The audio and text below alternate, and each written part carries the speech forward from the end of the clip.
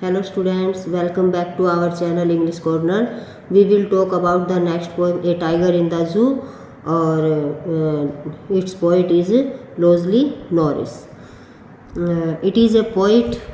Then the poet tells about a tiger in the zoo and a tiger in the natural habitat. इसमें जो poet हैं वो हमें बता रहे हैं कि भी एक टाइगर जो जू के अंदर है, जो पिंजरे में बंद है, और एक टाइगर जो नेचुरल हैबिटेट मीन्स जंगल में है। तो इनमें क्या डिफरेंस है, क्या कंट्रास्ट है, उसको पोइट ने इस पोएम के थ्रू बताया है। तो स्टार्ट करते हैं, चलो poem. He stalks in his vivid stripes the few steps of his cage on pads of velvet quiet in his quiet rage. इस स्टेंजा के अंदर जो पोइट है वो बताना चाह रहे हैं कि इस स्टेंजा में जो हमारा टाइगर है वो कहाँ है बच्चों, जू के अंदर। कहाँ है, जू के अंदर। ये स्टेंजा हमारा है जब हमारा जो टाइगर है वो पिंजरे में बंद है। तो यहाँ पे जब पिंजरे में बंद है तो उसकी सिचुएशन कैसी है उसको यहाँ पे बताया गया है। ही स्टेप्स होता है टू मूव स्लोली, धीरे धीरे चलना। In his vivid stripes, vivid होता है ब्राइट, चमकीला, और स्ट्रिप्स होती हैं पट्टियाँ। यहाँ पे ही यूज हुआ है टाइगर के लिए। वो जो टाइगर है जो पिंजरे के अंदर बंद है वो धीरे धीरे चल रहा है और उसकी जो पट्टियाँ हैं वो चमकीली हैं। यानी आपने देखा होगा बच्चों, टाइगर उसके ऊपर स्ट्रिप्स होती है, पट्टियाँ होती है उसके बैक के ऊपर। तो the few step in his case, अब पिंजरे में है तो पिंजरा ज़्यादा बड़ा नहीं है तो उसमें कुछ ही स्टेप वो चल पाता है, यानी इधर से इधर कुछ ही स्टेप ले पा रहा है। On pads of velvet quite, और ऑन पैड्स ऑफ का मतलब होता है उसके जो पैर हैं, उसके जो पंजे हैं, टाइगर के जो पैर हैं उसके नीचे वेलवेट सॉफ्ट सा वो होता है, आपने देखा होगा शायद। तो क्वाइट शांति से वो धीरे धीरे अपने सॉफ्ट पैरों से इधर से उधर कुछ ही कदम उस पिंजरे में घूम रहा है।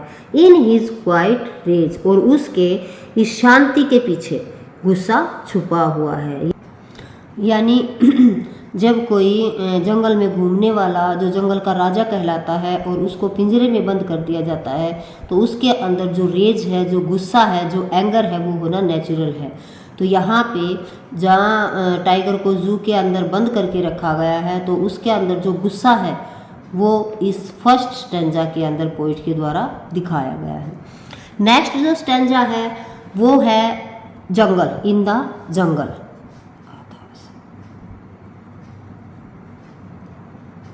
In the jungle. अब यहाँ जो सेकंड स्टेंजा है उसमें बताया गया है कि टाइगर इन द जंगल, जंगल में वो कैसे रहता था, नेचुरल हैबिटेट के अंदर। He should be lurking in shadow, sliding through long grass, near the water hole where plump deer pass. अब लर्किंग होता है बच्चों छिपके, इन शैडो अपनी परछाई को छिपते छुपाते हुए, यानी अपने आप को छिपते छुपाते हुए। He should be lurking in shadow sliding through long grass, और कहाँ छुपते हुए, लंबी लंबी जो घास होती है जंगल में वहाँ पर अपने आप को छुपाते हुए। स्लाइडिंग थ्रो का मतलब होता है सॉफ्ट मूव करना, यानी धीरे धीरे आराम से टहलते हुए इधर से उधर लंबी लंबी घास में अपने आप को छुपाते हुए घूम रहा है। कहाँ, जंगल में। नियर द वाटर होल, और पास में ही जहाँ पर वाटर होल है यानी पानी का छोटा सा झरना भी है। वेयर प्लम्प डियर पास, और जहाँ पर उस झरने के पास डियर आता है। प्लम्प होता है मोटा ताज़ा, एक मोटा ताज़ा हिरण उसके पास आता है जहाँ पे पानी है, पानी पीने के लिए। नेक्स्ट जो स्टेंजा है वो आता है कि भी टाइगर इन द जू। फर्स्ट में जब जू में है तो उसकी सिचुएशन को दिखाया गया है, फिर दिखाया गया है डिफरेंट सिचुएशन जब वो जंगल में होता है तो वहाँ पे वो क्या करता है, किस तरह से रहता है। नेक्स्ट स्टेंजा फिर हमें शो करता है कि भी टाइगर इन द जू।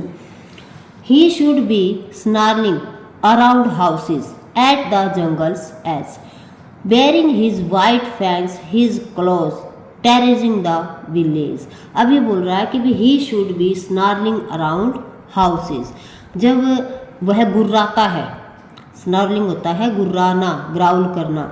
तो जब वह गुर्राता है तो जो उसके चारों तरफ जो घर थे वो सारे एट द जंगल एज, जंगल के किनारे के आसपास जितने भी घर थे वहाँ तक उसकी गुर्राहट सुनाई देती है, उसकी जो आवाज़ है वो सुनाई देती है। Bearing his white fangs, bearing means होता है दिखाते हुए, वह अपने सफ़ेद दांतों को दिखाता है। हिज क्लोज, अपने पंजों को दिखाता है। टेरिंग द विलेज, ये दोनों चीज़ें दिखा के, अपने वाइट दांत और पंजे दिखा के वो गांव वालों में आतंक पैदा कर रहा है। अब जब थर्ड स्टेंजा में बताया गया है कि जंगल में वो किस तरह से फ्री होके घूम रहा है, उसके जो गुर्राने की आवाज़ है, उससे आसपास के जो घर हैं जंगल के आसपास के वो सारे डर रहे हैं, जो गांव वाले हैं उनमें वो किस तरह से अपने दांत और पंजे दिखा के एक आतंक पैदा कर रहा है, ये सारी चीज़ें हमने थर्ड स्टेंजा में पढ़ी हैं। तो नेक्स्ट जो स्टेंजा है उस पर चलते हैं। But he is locked in a concrete cell, लेकिन जब उसको लॉक किया जाता है, कंक्रीट क्या होती है बच्चों, ईंट पत्थर की जो पक्की, और सेल, सेल का मतलब होता है पिंजरा। तो जब उसको एक पक्के पिंजरे में डाल दिया जाता है जिसके चारों तरफ जालियां लगी हुई है, उसको उसके अंदर लॉक कर दिया जाता है। हिज स्ट्रेंथ बिहाइंड बार, तो उसकी जो सारी की सारी जो ताकत है वो किसके पीछे चली जाती है, बार, सलाखों के पीछे। वो जो पिंजरा है उसके पीछे उसकी सारी जो ताकत है वो बंद होके रह जाती है जब उसको लॉक कर दिया जाता है। Stacking the length on his case, और उस पिंजरे की जो लंबाई है वहाँ पे वो स्टैकिंग कर रहा है, धीरे धीरे मूवली सॉफ्टली मूव कर रहा है। इग्नोरिंग विजिटर, वहाँ आने वाले जितने भी विजिटर हैं, यात्री हैं, चिड़ियाघर में जितने भी आते हैं उनको वो इग्नोर करके अपने पिंजरे के अंदर धीरे धीरे मूव कर रहा है। तो नेक्स्ट जो स्टेंजा है उसमें he hears the last voice at night, the patrolling cars, and stares with his brilliant eyes at the brilliant stars। अब बच्चों लास्ट में जो स्टेंजा दिया गया है उसमें पोइट बता रहे हैं हमें टाइगर इन द जंगल, भी जंगल में वो लास्ट जो आवाज़ है वो किसकी सुन रहा है।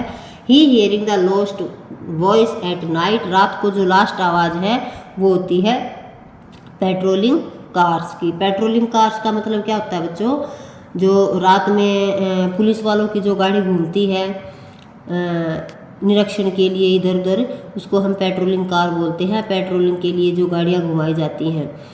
And stairs with his brilliant eyes, stairs होता है घूरना, एक टक देखना, और वह अपनी चमकदार आंखों से एक टक देख रहा है एट द ब्रिलियंट स्टार, जो आसमान में चमकते हुए स्टार हैं उनको वह अपनी चमकती हुई आंखों से देख रहा है। यानी उसके पास अब कोई चारा नहीं है, वो अपना जो गुस्सा है उसको कैसे निकाल रहा है, आराम से बैठ के अपने जो स्टार्स हैं उनको देख रहा है, और न ही उसके अंदर, जब वो जंगल में है तो उसके अंदर न तो किसी तरह का गुस्सा है और न ही किसी तरह का कोई एंगर है।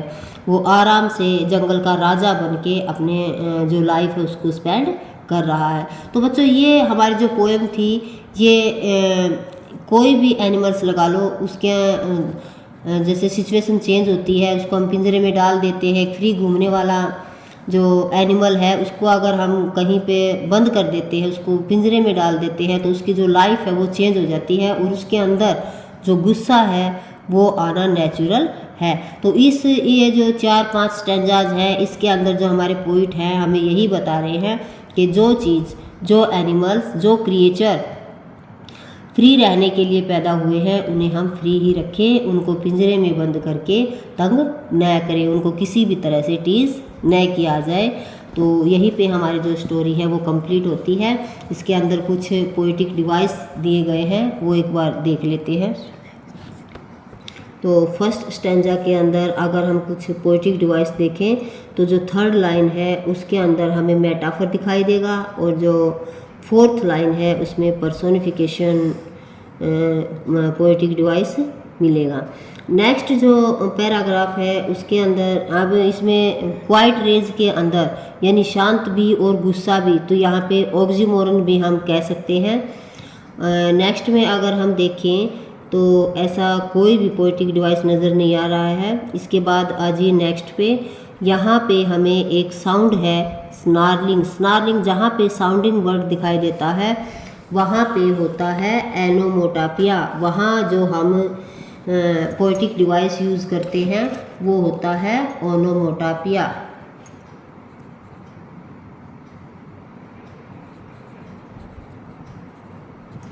ठीक है बच्चों, जहाँ पे साउंड वर्ड आता है वहाँ पर हम ओनोमोटोपिया पोएटिक डिवाइस का यूज़ करते हैं। इसके बाद आज ये नेक्स्ट स्टेंजा के ऊपर। नेक्स्ट स्टेंजा में अगर हम देखें तो एस, यहाँ पे एस और एस बार बार यूज़ किया गया है, तो यहाँ हम बोल सकते हैं एसोनेंस। एसोनेंस पोएटिक डिवाइस का यूज़ हुआ है।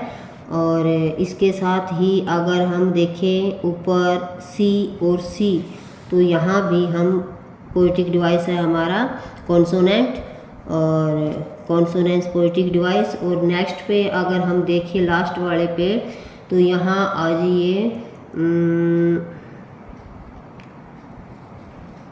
रिपीटिशन यूज़ हुआ है यहाँ पे। ब्रिलियंट आइज, ब्रिलियंट वर्ड बार बार हुआ है, तो यहाँ पे रिपीटिशन के कारण रिपीटिशन पोएटिक डिवाइस है। तो यहीं पे बच्चों हमारे जो पोएटिक डिवाइस हैं वो भी ख़त्म होते हैं। और जो राइमिंग स्कीम है वो मैंने आपको पिछली उसमें सिखाई थी, तो इसमें आप बना सकते हैं।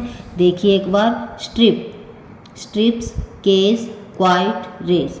तो जो स्ट्रिप्स है ये अलग है, केस और रेज का राइमिंग बन रहा है, तो यहाँ पे भी बी और यहाँ पे भी बी, ये डिफरेंट है, तो यहाँ इसको हम दे देंगे सी। तो यहाँ जो पोएटिक डिवाइस जो राइमिंग स्कीम बनेगी वो क्या बनी, ए बी सी बी।